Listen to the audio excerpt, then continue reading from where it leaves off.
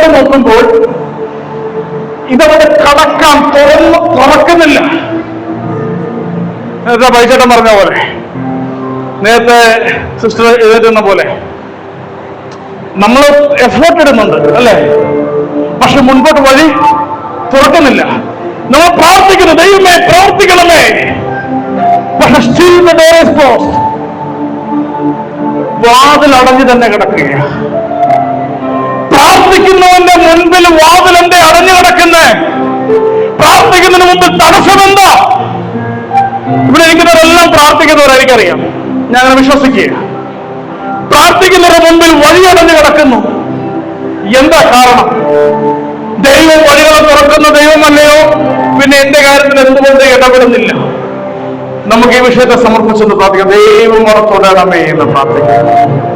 യേശുവേ വഴി നടത്തണമേ എന്ന് പ്രാർത്ഥിക്കുന്നു. ദൈവം നമ്മളെ വിളിച്ചു, ദൈവം നമ്മളെ വീണ്ടെടുത്തു, ദൈവത്തിന്റെ പദ്ധതിയിലേക്കെല്ലാം നമ്മളെ കൊണ്ടുവന്നു. പക്ഷെ ഇപ്പോൾ നമ്മുടെ മുൻപിൽ തടസ്സങ്ങൾ നിൽക്കുകയാണ്. ഇപ്പോഴും നമ്മുടെ മുൻപിൽ പ്രതിസന്ധികൾ നിൽക്കുക. എങ്ങനെ ഇത് തുറക്കും? ഇതാണ് നമ്മുടെ വിഷയം. സ്തോത്രം, ഹല്ലേലൂയ. യേശുവേ ആരാധന, യേശുവേ ആരാധന. ഇങ്ങനൊരു വിഷയം നമ്മുടെ ജീവിതത്തിൽ നമ്മുടെ മുൻപിൽ വന്നാൽ നമ്മുടെ ഭവനങ്ങളിൽ ചില കാര്യങ്ങൾ ഇനിയും നടക്കേണ്ടതായിട്ടുണ്ട്. നമ്മുടെ ഭവനങ്ങളിൽ ഇനിയും ചില കാര്യങ്ങൾ അടഞ്ഞു കിടക്കുകയാണ്. നമ്മുടെ മുൻപിൽ പലതും ഇനിയും നടക്കാനുണ്ട്.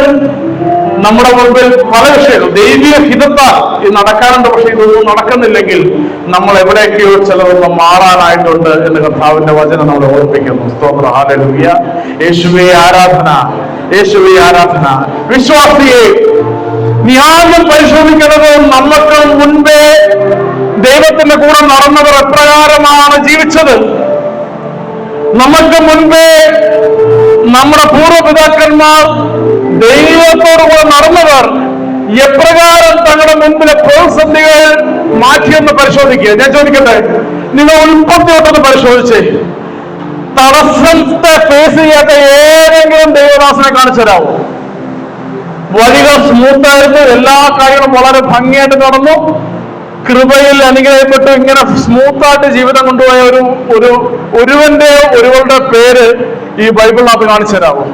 ആരുടെയെങ്കിലും ചുമ്മാ ഓർത്തു, സ്മൂത്തായിട്ട് കാര്യങ്ങൾ നടന്നു, ജീവിതത്തിൽ പ്രതിസന്ധികളൊന്നും ഇല്ലായിരുന്നു, അങ്ങനെയുള്ള ആരെങ്കിലും ഉണ്ടോ? ഓരൊറ്റ വ്യക്തിയെപ്പോഴും നിങ്ങൾക്ക് കാണാൻ സാധിക്കത്തില്ല. വചനം നീതിമാന്റെ ക്ലേശങ്ങൾ അസംഖ്യം അല്ലെ? നീതിമാന്റെ ക്ലേശങ്ങൾ അസംഖ്യം, പക്ഷെ ദൈവം അതിൽ നിന്നെല്ലാം അവരെ വിടുവിക്കും. ഹല്ലേലൂയ.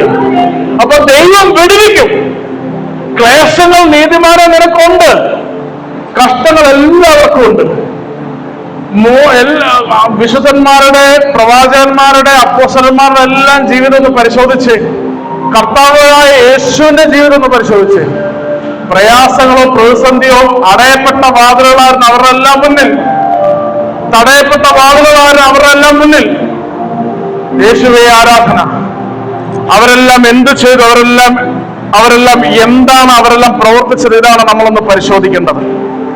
അപ്പോസ്തല പ്രവർത്തനങ്ങൾ 16-ാം അധ്യായം അതിന്റെ 6 മുതലുള്ള വാക്യങ്ങൾ നമുക്കൊന്ന് വായിക്കാം. Book of acts chapter 16 verse 6. പരിശുദ്ധാത്മാവിനെ പിന്തിരിപ്പിച്ചുകൊണ്ട് അവർ ഫ്രീജിയ, ഗലാത്യ എന്നിവിടങ്ങളിലൂടെ യാത്ര ചെയ്തു. മിസിയയിലേക്ക് അടുത്തു വന്നപ്പോൾ ബിഥിനിയയിലേക്ക് പോകാൻ അവർ ആഗ്രഹിച്ചു. എങ്കിലും യേശുവിന്റെ ആത്മാവ് അംഗീകരിച്ചില്ല, അല്ലെ? അനുവദിച്ചില്ല. അപ്പോൾ ചിലപ്പോൾ നിന്റെ പദ്ധതി നീ ഇങ്ങനെ പ്ലാൻ ചെയ്യും. എനിക്ക് അടുത്ത കൊല്ലം സൈപ്രസിൽ പോകണം, അടുത്ത കൊല്ലം ജർമ്മനിക്ക് പോകണം, ഈ കൊല്ലം എനിക്ക് UK പോകണം. നീ പ്ലാൻ ചെയ്യും. പൗലോസും ഇങ്ങനെ പ്ലാൻ ചെയ്തു. പക്ഷെ യേശുവിന്റെ ആത്മാവ് അതിനനുവദിച്ചില്ല. അപ്പൊ ദൈവം അനുവദിക്കാത്ത ചില പദ്ധതി പ്ലാനുകളുണ്ട്. ദൈവം അനുവദിക്കാത്ത ചില പദ്ധതികൾ നമ്മുടെ ജീവിതത്തിൽ. ഇപ്പൊ എനിക്ക് ഭയങ്കര ആഗ്രഹമായിരുന്നു ബാംഗ്ലൂർ പോയിട്ട് ക്രൈസ്റ്റ് കോളേജിൽ പഠിക്കണം നമ്മൾ, അവിടെ പഠിക്കണം, അവിടെ MBA അവിടെ പഠിക്കണമെന്ന് എനിക്ക് ഭയങ്കര ആഗ്രഹമായിരുന്നു. അല്ലെങ്കിൽ PG ചെയ്യണമെന്ന് അവിടെ ഭയങ്കര ആഗ്രഹമായിരുന്നു. ഞാൻ വീട്ടുകാരോട് എൻ്റെ ആഗ്രഹം പറയുമ്പോൾ നിഷ്കരണം അവര് മുളയിലെ എൻ്റെ ആഗ്രഹം നുള്ളിക്കളഞ്ഞു. എനിക്ക് ഭയങ്കര പ്രയാസം തോന്നി. രണ്ട് കാര്യങ്ങളാണ്. ഒന്ന്, എനിക്ക് ഇംഗ്ലീഷ് ലാംഗ്വേജ് ഒക്കെ ഒന്ന് ഫ്ലുവൻ്റ് ആക്കണം. രണ്ട്, എനിക്കൊരു മ്യൂസിക് പ്രൊഫഷൻ ഉണ്ട്. അപ്പോൾ എൻ്റെ സുഹൃത്തുക്കളൊക്കെ അവിടെ കോളേജിൽ പഠിക്കുന്നവരാണ്. അവരൊക്കെ അവിടുത്തെ ബാൻഡുകളുണ്ട്. അപ്പം മ്യൂസിക്കലി കുറച്ച് അഡ്വാൻസ് ഡെവലപ്ഡ് ആകാം. ഇങ്ങനെയൊക്കെ ആയിരുന്നു എൻ്റെ പദ്ധതി. ദൈവം അത് ആദ്യം വീട്ടുകാരെ മുളയുന്ന നുള്ളി. പിന്നെ എനിക്ക് ഭയങ്കര ദേഷ്യം തോന്നി, ഭയങ്കര വെറുപ്പ് തോന്നി. പിന്നീട് ഞാൻ ദൈവസന്നിധിയിൽ വന്നപ്പോഴും ഞാൻ കർത്താവിനോട് ചോദിച്ചിട്ടുണ്ട്, എന്തുകൊണ്ട് എൻ്റെ ചില ആഗ്രഹങ്ങൾ ദൈവം അതിൻ്റെ മുനയൊടിച്ച് കളഞ്ഞു? ക്രൈസ്റ്റിൽ എന്താ ഞാൻ MBA പിടിച്ചാൽ പാസ്സാകൂലേ? എന്താ ഞാൻ ബാംഗ്ലൂർ പോയാൽ പോക്ക് നടക്കൂലേ? ഇങ്ങനെ ഞാൻ ആഗ്രഹിച്ചിരുന്നതാണ്. സത്യമായിട്ട് ഞാൻ ആഗ്രഹിച്ചു. എൻ്റെ ഭയങ്കര നഷ്ടസ്വപ്നങ്ങൾ ഒന്നാണ്. നഷ്ടസ്വപ്നം രണ്ടാമതാണ് മഹാരാജാസ് കോളേജിൽ ഞാൻ PGക്ക് അപ്ലൈ ചെയ്തു. എനിക്ക് കിട്ടിയില്ല. കിട്ടുമായിരുന്നു, കിട്ടിയില്ല. അപ്പൊ ഇങ്ങനെ കുറെ സ്ഥലങ്ങളിൽ എനിക്ക് നഷ്ടബോധം വന്നിട്ടുണ്ട്. ഞാൻ ദൈവത്തോട് ശണ്ട കൂടി, എന്താ പരിഭവം പറഞ്ഞു, കർത്താവേ, എന്തുകൊണ്ട് എന്നെ അവിടെ നിന്ന് ഇങ്ങനെ കൊണ്ടുപോയി? ഇതെന്തിനു പുറത്ത് എൻ്റെ ആഗ്രഹം ഇങ്ങനെയായിരുന്നു, ഭയങ്കര ആഗ്രഹമായിരുന്നു. ദൈവം നടത്തിയില്ല. പിൽക്കാലത്താണ് എനിക്ക് അതിൻ്റെ വർഷങ്ങൾ കഴിഞ്ഞു, 10-12 വർഷങ്ങൾ ആത്മീയത നിന്ന ശേഷമാണ് എനിക്ക് ആ വെളിപ്പെടുത്തൽ കിട്ടിയത്. നിങ്ങൾക്കൊക്കെ നേരത്തെ വെളിപ്പെടുത്തൽ കിട്ടുമായിരിക്കാം. എന്നോട് ദൈവം സംസാരിച്ച സമയത്ത് ഇങ്ങനെ പറഞ്ഞു, നിന്നെ ഞാൻ നടത്താൻ ആഗ്രഹിച്ചിരുന്ന വഴികൾ നിന്റെ ഹിതം പോലെ അല്ല. നിന്നെ ലോകത്തിലേക്ക് കൊണ്ടുപോകാനല്ല ഞാൻ ആഗ്രഹിച്ചത്. എന്റെ മൂന്നാമത്തെ ആഗ്രഹമായിരുന്നു കാനഡയിൽ പോയി പഠിക്കുക എന്നുള്ളത്. പഠിക്കുകയല്ല, ജോലി ചെയ്യുക എന്നുള്ളത്. ഞാൻ അതിനുള്ള എല്ലാ തയ്യാറെടുപ്പും നടത്തിയ ആളാണ്. പൈസയും കുറെ പോയി. അപ്പോൾ ഞാൻ വളരെ സ്വപ്നം കണ്ടു. കാനഡയിൽ ഞാൻ ജോലി ചെയ്തത്, ഈ സായിപ്പന്മാരോട് ഇംഗ്ലീഷ് പറയുന്നത്, ഞാൻ അവിടെ എനിക്കൊരു സ്ഥാപനം ഇടണം എന്നൊക്കെ ഭയങ്കര ആഗ്രഹമാണ്. ഇങ്ങനെയൊക്കെ ഞാൻ പദ്ധതി ഇട്ടു. അപ്പൊ ഇതൊക്കെ നിന്റെ ആഗ്രഹമാണ്. എന്നാൽ ദൈവത്തിന്റെ പദ്ധതി ഇതല്ലായിരുന്നു. അതെനിക്ക് പിന്നീട് കർത്താവിനോട് സംസാരിക്കാനുള്ള ഒരു തലം അച്ചീവ് ചെയ്തപ്പോഴാണ് എനിക്ക് മനസ്സിലായത്, നമ്മൾ ആഗ്രഹിക്കുന്ന തരത്തിലല്ല ദൈവം നമ്മളെ കൊണ്ടുപോകുന്നത്. പക്ഷെ ചെറുപ്പത്തിലെ ഒരു കാര്യം എപ്പോഴും ഇങ്ങനെ ആഗ്രഹിക്കുമായിരുന്നു.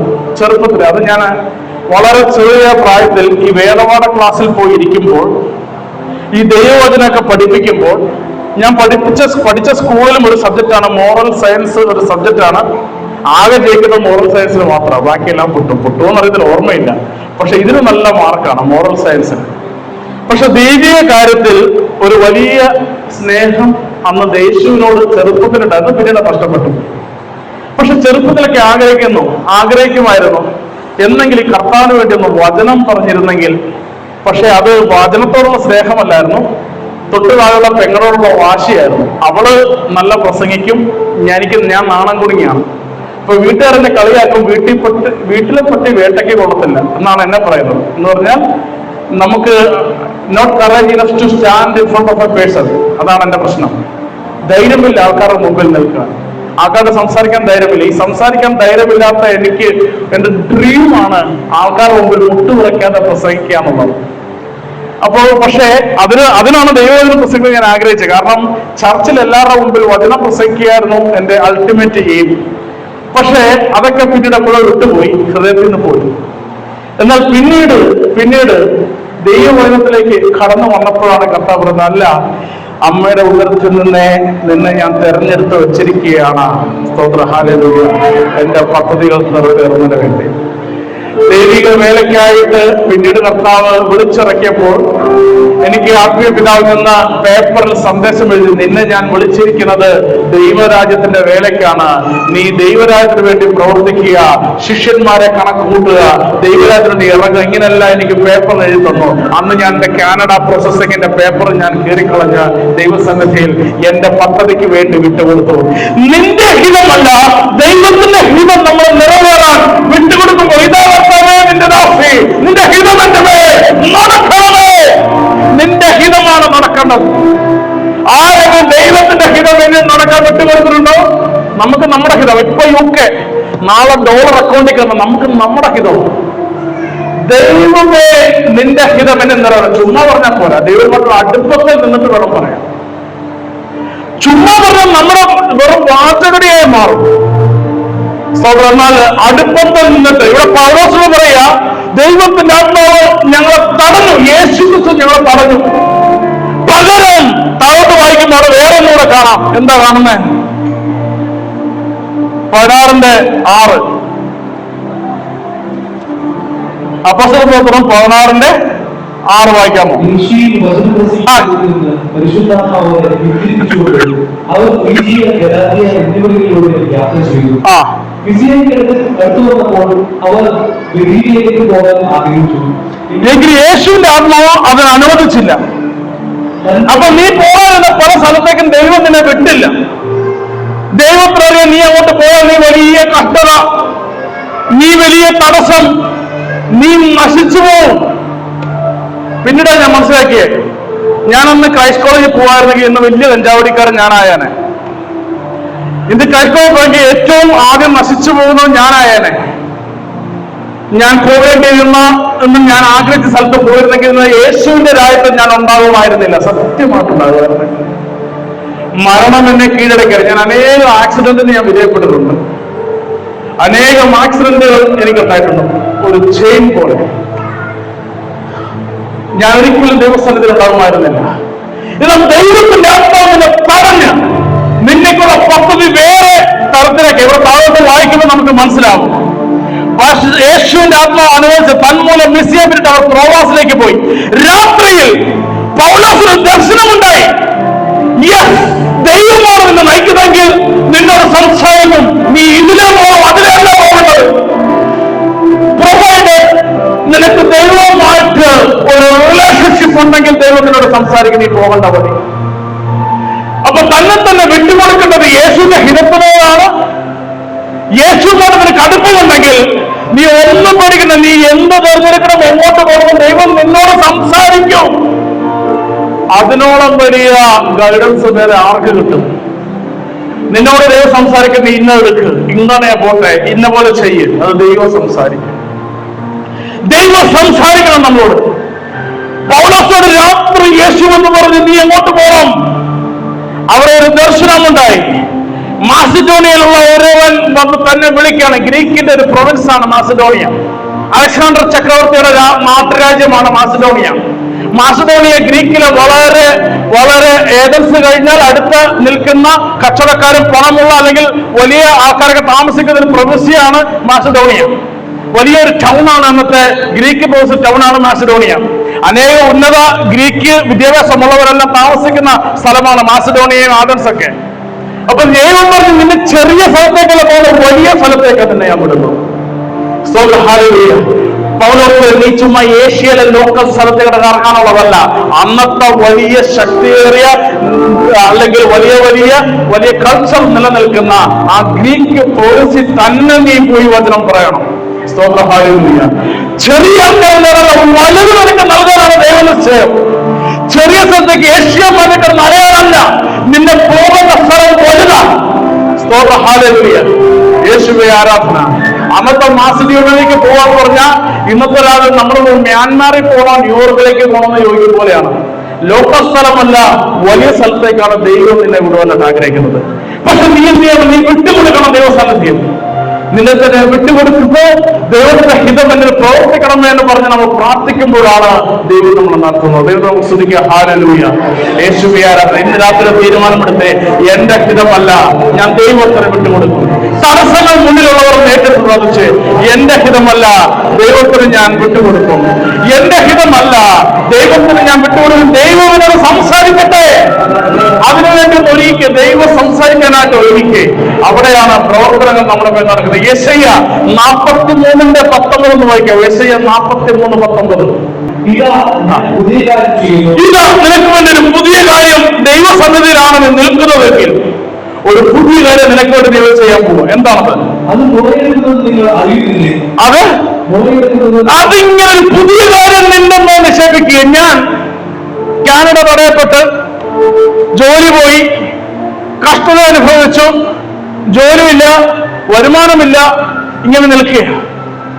പക്ഷെ ഒരു സൈഡിൽ ദൈവം ഇങ്ങനെ ചെറിയ ചെറിയ വരുമാനങ്ങൾ, ചെറിയ ചെറിയ വഴി നടത്തുന്ന ഒരു സൈഡ് ഇങ്ങനെ നടത്തിക്കൊണ്ടിരിക്കുകയാണ്. ഇതെന്താ നമുക്ക് അറിയത്തില്ല. പക്ഷെ എന്തൊക്കെയോ ഒരു അനുഗ്രഹത്തിന്റെ ചലനം ജീവിതത്തിൽ ഇങ്ങനെ സംഭവിക്കാൻ പോവുകയാണ്. തുടർന്ന് വായിക്കുമ്പോൾ ഞാൻ വിവിധ പ്രദേശത്ത് ഒരു പാതയും മരുഭൂമിയിൽ നദികളും ഉണ്ടാകുന്നു. സ്തോത്രം, ഹല്ലേലൂയ. ഒന്നുകൂടെ വായിച്ചേ. ഞാൻ വിവിധ പ്രദേശത്ത് ഒരു പാതയും മരുഭൂമിയിൽ നദികളും ഉണ്ടാകും. ഞാനൊരു വഴി നിനക്ക് തുറന്നു. വിജയം പ്രദേശത്ത് പാത എന്ന് പറഞ്ഞാൽ വിജയമായ സ്ഥലത്ത് ആരും പോകാത്തതിനെ വഴിയൊരുക്കും. മരുഭൂമി വറ്റിക്കിടക്കുന്ന സ്ഥലത്തും ഞാൻ നദിയൊരുക്കും എന്ന് പറഞ്ഞാൽ ദൈവം തന്നെ പ്രവർത്തിക്കാൻ തുടങ്ങുമ്പോൾ അസാധ്യ കാര്യങ്ങൾ നിന്നെ സംഭവിക്കും. നീ പോകുന്ന നീ ആകുന്ന സ്ഥലത്തിലല്ല ദൈവം നിന്നെ കൊണ്ടുപോകുമ്പോൾ നീ എത്താൻ പോകുന്ന സ്ഥലം വിശ്വസിച്ചെന്ന് പ്രാർത്ഥിച്ച് ഏറ്റെടുത്ത് ഇനിയും ദൈവത്തിന്റെ ചില പദ്ധതികൾ നമ്മൾ നടക്കാറുണ്ട്. വിട്ടുകൊടുക്കുന്നവർ ദൈവഹിതത്തിന് വിട്ടുകൊടുക്കുന്നവരുണ്ട്. ദൈവത്തിന്റെ ആത്മാവിന്റെ സാന്നിധ്യം ഇറങ്ങട്ടെ. ശക്തി ചേർന്ന് പ്രാർത്ഥിച്ച് ആ ശക്തിയോടെ ഒന്നുകൂടെ വായിക്കാമോ? ആദ്യത്തൊന്ന് വായിക്കാമോ? പുതിയ കാര്യം ചെയ്യാൻ പോവാ ദൈവം. നിങ്ങളുടെ മേലെ ചലനം ഉണ്ടാക്കുന്നത് നിങ്ങൾ അറിയണം. ഞാൻ വിവിധ പ്രദേശത്ത് ഒരു പാതയും ആമേൻ, ഹല്ലേലൂയ. വന്യമൃഗങ്ങളും പൂന്തരകളും ഒട്ടകപ്പക്ഷികളും എന്നെ കൊണ്ടുപോകും. സ്തോത്രം, ഹല്ലേലൂയ. എന്നെ കുറിച്ച് പ്രകീർത്തിക്കാൻ ഞാൻ സൃഷ്ടിച്ച് തിരഞ്ഞെടുത്ത ജലത്തിന് ദാഹജലം നൽകാൻ മരുഭൂമിയിൽ ജലവും വിജയദേശത്ത് നദികളും ഞാൻ നിന്നെ വഴി നടത്തുന്ന ഒരു ദൈവം. ദൈവത്തിന് നീ വിട്ടുകൊടുത്താൽ നിന്നെ ദൈവം അനുഗ്രഹിച്ച് ബ്ലസ് ചെയ്യും. പല വഴികൾ അടയുമ്പോഴും സ്വന്തം ഹിതത്തിൽ പോയ വഴികൾ അടഞ്ഞിട്ടുണ്ടെങ്കിൽ ഓർമ്മോ, നിന്റെ സ്വന്തം ഹിതമല്ല, നിന്റെ മേൽ ദൈവത്തിന്റെ ഹിതം ഇറങ്ങാൻ നീ വിട്ടുകൊടുത്തേ. വഴികളെ ദൈവം തുറക്കട്ടെ. യേശുവേ ആരാധന. ജോഷുവ 1-ാം അധ്യായം 3-ാം വാക്യം ഒന്ന് വായിക്കാമോ? ദൈവസന്നിധി നീ വിട്ടുകൊടുക്കുമെങ്കിൽ. യോശുവ 1:3. മോശ എന്ന് പറഞ്ഞ അർത്ഥം ആദ്യ പിതാവായ മോശയെ അടക്കിയത് ദൂതന്മാർ അവനെ എടുത്തുകൊണ്ട് പോയി. മോശ നിന്നിരുന്ന ആ പർവ്വതത്തിൽ മോശനെ പിന്നെ കാണുന്നില്ല. യഹൂദന്മാർക്ക് അവരെ എവിടെ അടക്കുന്നത് ആർക്കറിയത്തില്ല. ദൂതന്മാർ അവനെ വഹിച്ചുകൊണ്ട് പോയി. അടുത്തത് ജോഷുവിനെ ദൈവം ഉത്തരവാദിത്തം ഏൽപ്പിച്ചു. എന്തു ചെയ്യണമെന്ന് ജോഷുവയ്ക്ക് അറിയത്തില്ല. ഈ കാണുന്ന 30 ലക്ഷം ജനത്തെ എങ്ങനെ നയിക്കണം ജോഷയ്ക്ക് അറിയത്തില്ല. ഇതുവരെ നയിച്ചിരുന്ന മോശ ഇപ്പൊ കൂടെയില്ല. എങ്ങനെ മുന്നോട്ട് പോകണം അറിയത്തില്ല. സഹായിക്കാൻ ആരുമില്ല. പ്രവർത്തിക്കാൻ അറിയത്തില്ല. ഇങ്ങനത്തെ സാഹചര്യം മുൻപിൽ നിൽക്കുമ്പോൾ എന്ത് ചെയ്യണമെന്നാണ് ദൈവവചന വചനം വായിക്കാമോ?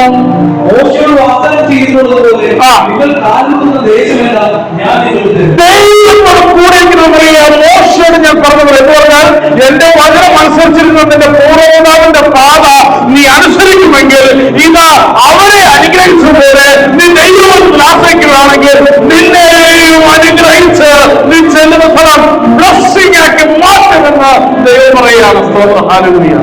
യേശുവേ ആരാധന. ദൈവം നമ്മുടെ പാതകളെ അനുഗ്രഹിക്കുന്ന ഒരു ദൈവമാണ്. ദൈവസന്നിധിയിൽ പൂർണ്ണമായിട്ടൊന്ന് ആശ്രയിച്ച് വിട്ടുകൊണ്ട് ആശ്രയിച്ച് ദൈവത്തെ ആശ്രയിക്കുന്ന ദൈവത്തിന്റെ ഹിതം നിറവേറ്റാണ്. ചിലവരുണ്ട് എന്ത് കാര്യത്തിലും ദൈവത്തോട് ആലോചന ചോദിക്കും. എന്ത് കാര്യത്തിലും ദൈവത്തോട് ആലോചന ചോദിക്കാം. എന്ത് കാര്യത്തിലും ദൈവത്തോട് ആലോചന ചോദിച്ച് ചെയ്യുന്നവരുണ്ട്. എനിക്കറിയുന്നൊരു പിതാവുണ്ട്. കുഞ്ഞുങ്ങളുടെ എന്ത് ആവശ്യവും അത് ദൈവത്തോട് ആലോചന ചോദിച്ചിട്ടേ അവരെ തീരുമാനിക്കത്തുള്ളൂ. ഇനി ദൈവം ഒരു വഴി പറഞ്ഞെടുക്കുകയാണെങ്കിൽ പ്രാർത്ഥിച്ചൊരുങ്ങി അവരെന്നെ ഇറങ്ങത്തുള്ളൂ. എന്തിനും പ്രാർത്ഥനയോടെ സ്വീകരിക്കാൻ മക്കളെ പഠിപ്പിച്ച ഒരു പിതാവ്. ഞാൻ ഒത്തിരി അത് വളരെ സന്തോഷത്തോടെ അത് കാണാറുണ്ട്. ആ കുഞ്ഞുങ്ങൾക്ക് 10ാം ക്ലാസ് അല്ല +1 അഡ്മിഷൻ കിട്ടിയപ്പോൾ ആ പോരുന്നതിന് മുൻപ് എല്ലാവരും വിളിച്ച് പ്രാർത്ഥിച്ചിട്ട് അവർ ഒരുങ്ങുന്നു. അവർ പറയുന്നത് ദൈവം ഞങ്ങൾക്ക് നൽകിയതാണ് ഈ സ്കൂൾ. അടുത്ത ഉന്നത വിദ്യാഭ്യാസത്തിൽ പോയപ്പോൾ അവിടെ വെച്ച് പറയും ദൈവം ഞങ്ങൾക്ക് നൽകിയതാണ് ഇന്ന തരം. എല്ലാവർക്കും നന്ദിയുള്ള ഹൃദയത്തോടെ ആലോചിച്ച് പ്രാർത്ഥിച്ചൊരുങ്ങി ദൈവഹിതത്താൽ നയിക്കപ്പെടുന്നത് കൊടുക്കും. അത് ദൈവം കൊണ്ടുപോകുക. അത് ദൈവം നടത്തും. ദൈവത്തിന്റെ സന്നിധി അനുഗ്രഹമാക്കി ശാഖ ചൂടി വളർന്ന് വലുതാവുന്ന ഉറപ്പാണ് അവര് ദൈവഹിതത്തിന് വിട്ടുകൊടുക്കുക. നമ്മൾ പലതും പിടിവാശിയല്ല. എന്റെ കാര്യം നടക്കണം, എന്റെ കാര്യം നേടണം, ഞാൻ ഉദ്ദേശപോലെ പോകണം, എന്റെ പദ്ധതി നിറവേറണം. നിന്റെ പദ്ധതി നിറവേറാൻ നിന്നാൽ അതൊന്നും നിറവേറത്തില്ല. അതെല്ലാം അടഞ്ഞു കിടക്കും. കർത്താവ് നമ്മുടെ വാതിലുകളെ തുറക്കണം. അതുകൊണ്ട് എന്തെങ്കിലും തടസ്സമായിട്ട് നിൽക്കുന്നവരുണ്ടെങ്കിൽ ഇപ്പോൾ ഒന്ന് പഠിച്ച ദൈവഹിതം നിറവേറാൻ വേണ്ടി ഒന്ന് വിട്ടുകൊടുത്തേ. ദൈവഹിതം നിറവേറട്ടെ. യേശുവേ ആരാധന, യേശുവേ ആരാധന. സദൃശവാക്യങ്ങൾ 3-ാം അധ്യായം 5-6 വാക്യങ്ങൾ വായിക്കാം. നീ പൂർണ്ണ ഹൃദയത്തോടെ ദൈവത്തിൽ വിശ്വാസം കൊടുക്കണം. ആദ്യം ചെയ്തതാ. നിന്റെ ഒന്നും തടസ്സമാണോ? നിന്റെ ജോലി പോയോ? നിന്റെ ഭവനത്തിൽ രോഗമാണോ? നിന്റെ ഭവനം പണിയാൻ ആഗ്രഹിക്കുന്നോ? ഒരു വാഹനമില്ലേ? അല്ലെങ്കിൽ എന്തു തന്നെ ആയിക്കോട്ടെ നിന്റെ പ്രാർത്ഥനാ വിഷയം. നീ ആദ്യം നൽകാൻ കഴിയുന്നവൻ യാഹ്വേ ഗോഡ് ഹു പ്രൊവൈഡ്സ്. യഹോവയിൽ നീ ആദ്യം ത്രിയേക ദൈവത്തിൽ യേശുവിൽ നീ പൂർണ്ണ ഹൃദയത്തോടെ വിശ്വാസം അർപ്പിക്കണം. എന്തൊക്കെ ചെയ്യേണ്ടത്? നീ ആദ്യം പൂർണ്ണ ഹൃദയത്തോടെ വിശ്വാസം അർപ്പിക്കണം. പിന്നെ നീ നിന്റെ സ്വന്തം ബുദ്ധിയെ ആശ്രയിക്കരുത്. നിന്റെ സ്വന്തം ബുദ്ധിയെ നീ ആശ്രയിക്കരുത്. സ്വന്തം വിവേകത്തിൽ ഇറങ്ങരുത്. സ്തോത്ര ഹല്ലേലൂയ. നീ ദൈവത്തിന്റെ സന്നിധിയിൽ നമ്മളെ തന്നെ വിട്ടുകൊടുത്തേ. പറയുന്നത് പൂർണ്ണ ഹൃദയത്തിൽ നീ യഹോവയെ ആശ്രയിക്കുക. ഇതാണ് വചനം പറയുന്നത്. അന്ന് അണ്ടർലൈൻ ചെയ്തിട്ടോ. സദൃശവാക്യം 3-5-6 വാക്യങ്ങൾ ഒന്നുകൂടെ വായിക്കാമോ? നീ പൂർണ്ണ ഹൃദയത്തോടെ കംപ്ലീറ്റ്ലി നീ വിശ്വാസം അർപ്പിച്ചോണം. അവിടെ യാതൊരു സംശയം ഉണ്ടാകരുത്. 2, സ്വന്തം ബുദ്ധിയെ നീ ആശ്രയിക്കരുത്. നിന്റെ എല്ലാം പ്രവൃത്തി ചെയ്യുമ്പോൾ ദൈവ വിജയത്തോടെ ആകണം. ദൈവഹിതത്തോടെ ആകണം. ഇച്ഛ ഒരു പ്രവൃത്തി ചെയ്യാൻ ആഗ്രഹിക്കുമ്പോൾ പദ്ധതിയിടുമ്പോൾ ദൈവത്തിന്റെ വിചാരത്തോടെ ദൈവത്തിന് നടത്തിപ്പോടെ ആയിരിക്കട്ടെ. ഇങ്ങനെയാണെങ്കിൽ നിങ്ങളുടെ വഴികൾ തടസ്സപ്പെടുത്തില്ല. ഇങ്ങനെയാണെങ്കിൽ നിന്റെ വഴികളെ തടസ്സമില്ല. ഇങ്ങനെയാണെങ്കിൽ ദൈവം വഴി തുറക്കും. വഴി തുറക്കുന്ന ദൈവം പത്രോസിന്റെ ജയിലറകളെ തുറന്ന് ദൈവത്തിനെ പുറത്തിറക്കിയതുപോലെ പത്രോസ് പ്രസംഗിച്ചപ്പോൾ അവനെ കയ്യാളം വെച്ച് തടവറയിലിട്ട് ജയിലഴിക്കുള്ളിലാക്കി കാവൽക്കാരുടെ ജാമ്യത്തിൽ അവനവിടെ നിർത്തിയിരിക്കുക. എന്നാൽ നിന്റെ മേലൊരു പദ്ധതിയുണ്ട്. അത് നിന്റെ ഇഷ്ടമല്ല പത്രോസ്, അത് ദൈവത്തിന്റെ ഇഷ്ടമാണ്.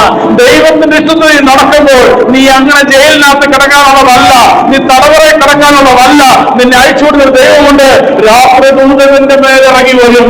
ജയിലഴിക്കുള്ളിൽ നിന്നെ വിടുവിക്കാൻ, നീ പ്രതിസന്ധി സ്ഥലത്ത് നിന്നെ നയിക്കാൻ, നീ പ്രയാസം അനുഭവിക്കുന്നുണ്ട് നിന്നെ വിടുവിക്കാൻ, നീ തളർന്നു പോകണമെന്ന് എഴുന്നേൽപ്പിക്കാൻ ദൈവദൂതന്മാർ നിനക്ക് വേണ്ടി ഇറങ്ങി വരും. സ്തോത്രം ഹല്ലേലൂയ. വിശ്വസിക്കുന്നവർ യേശുവിന്റെ സന്നിധി പ്രാർത്ഥിച്ചേ. ദൈവം നിന്നെ മേലൊരു പദ്ധതി ഇട്ടിട്ടുണ്ടെങ്കിൽ തളർന്നു കിടക്കാനുള്ളതല്ല, വീണു പോകാനുള്ളതല്ല, തളർന്നു പിന്മാറാനുള്ളതല്ല, തോറ്റ് പിന്മാറാനുള്ളതല്ല.